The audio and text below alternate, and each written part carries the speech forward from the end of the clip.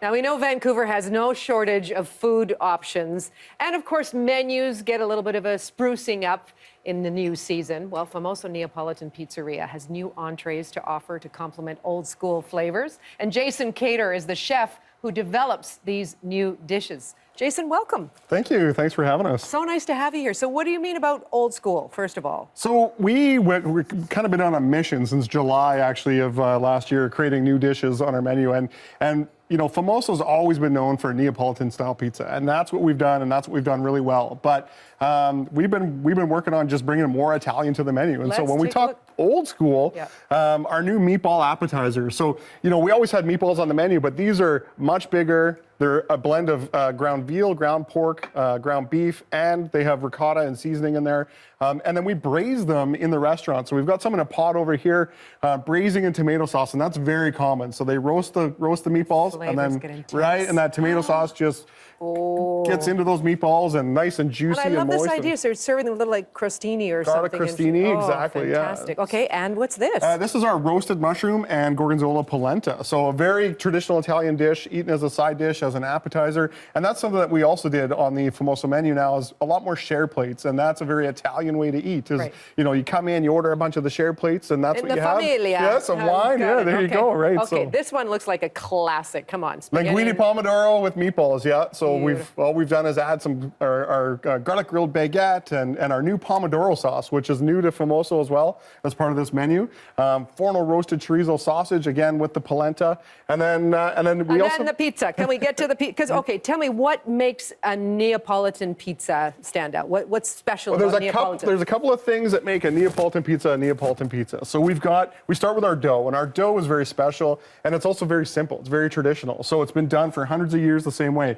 Water, flour, salt, and yeast. That's it.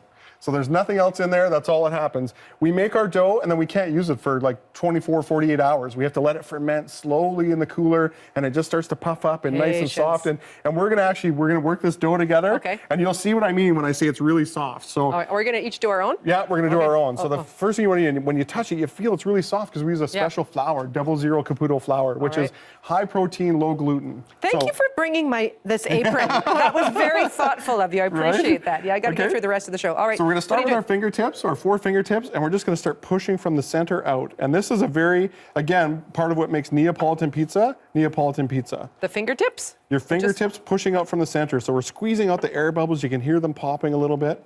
Okay. I'm not hearing any air bubbles. You don't hear any air bubbles popping? No. There you go. I heard one. Okay, and then we're going to pick it up. I've never thought of it listening to my pizza dough before. You have to listen to your food and make it good. Okay. Right, pick it up, flip it over, and then you put your kind of the palm of your hand here on the center, and we just stretch it a little bit. Okay. Okay. So again, Neapolitan pizza, we do not toss it. Okay, so in a Neapolitan pizzeria, you toss your salads, not your pizza. No. Why do I want to sing an Italian song while I'm doing this? No. All right. Okay. So now we're going to pick it up, and we're just going to... Now can we toss it? No, you don't toss a Neapolitan pizza. Okay, that's a very characteristic thing. So you're just going to stretch it very slightly on your knuckles. Yes. And you just want to stretch from the center out. You could try this at home, right? This is something you could try this at home. And this is where you're tempted to toss it. This is where everybody's tempted to toss their pizza. I won't. I heard you the first time. And the second time. Don't make me say it. Does your finger ever go through? Sometimes it happens. Okay. Yeah, you tear it. Yours is getting really big. We're making like a big pizza. I thought since you brought this little one in as a sample, that's what the size we're going for. It shrinks a little bit in the oven, yeah. Okay, how hot an oven do you need? We use a 900-degree oven. And again, that's what makes our Neapolitan pizza, makes those crusts. You see the black blisters around the outside there? Yep. That's because it's a super soft dough, super low in gluten, goes in that 900-degree oven for 60 seconds. Right. Oh, that's not too bad. You're good? Okay. Well, I'll take it. Okay, so now we're going to use our new pomodoro sauce.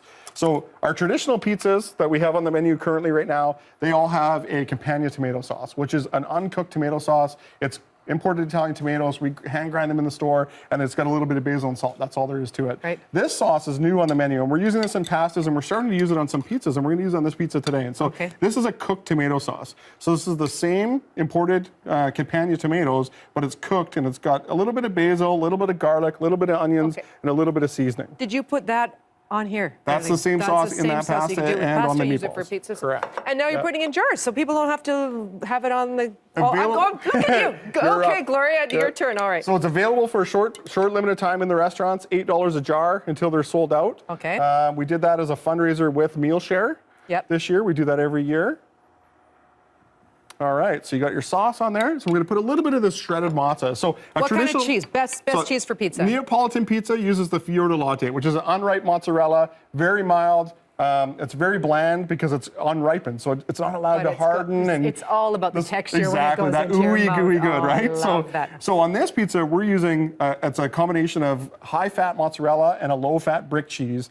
And the reason we do that is the high-fat mozzarella gives it that stretch, Yes. and the low-fat gives it that browning when you cook Okay. it. So you need a Nice. combination Okay. of the two. Can I So we're dig gonna in? put How cheesy do you go? as much as you want. Isn't it funny how pizzas have evolved, though, to go deep dish and like the Oh, more the right. better? I want layers and layers. So this is Neapolitan, fairly simple. It's exactly thin crust, not too much ingredients, high quality ingredients, great tasting ingredients, but not a ton of them. What else are we putting with And the then cheese? we're gonna put some meatballs on there. Okay, these are the ones that have been braised, but you've cut them up. They're cooled and Exactly. that So kind of we thing. braise these, and then we cut them up, we cool them, and then we cut them up, and then we load up our pizza with them. A meatball pizza. I like this idea very much. That's what you did over there as well? That's that one right there. Yeah. Okay. Do you ever go to Naples? I wish Try their someday. pizza over there. I mean, they just do it in their sleep, I think. I think they're born doing it.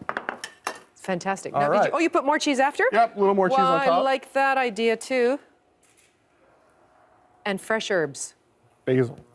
Basil. That's a very Italian thing for pizzas, for pasta sauces. So just rip it into Okay. small bite-sized pieces. If you were to put arugula on a pizza, do you do that before or after it goes in the oven? After it comes out of the You oven. don't want, and So- what, but you would put your basil before? So basil is actually used both ways. So Okay. some pizzas have basil that gets cooked on the pizza. So in this case, this would have been cooked on the pizza. Some pizzas have basil that goes on after the pizza comes out of the oven. Right. You could do a combination of both, perhaps. and absolutely, Get yeah. that little bite. Yeah. The nice thing about basil is when you cook it, because we're cooking it for so fast, for such a short, so hot, short period of time, it releases the oil really quickly, but it doesn't actually burn. Lovely. This is absolutely gorgeous. Let's take another look at your meatballs here. So our braised Italian meatballs. I don't know where to start. I've got to taste something. You didn't bring your oven. I didn't bring an oven. I brought one already done. We'll try that for sure. Jason, thank you very, very much. So Thank nice you. to meet you. We'll dig in as soon as we're off air.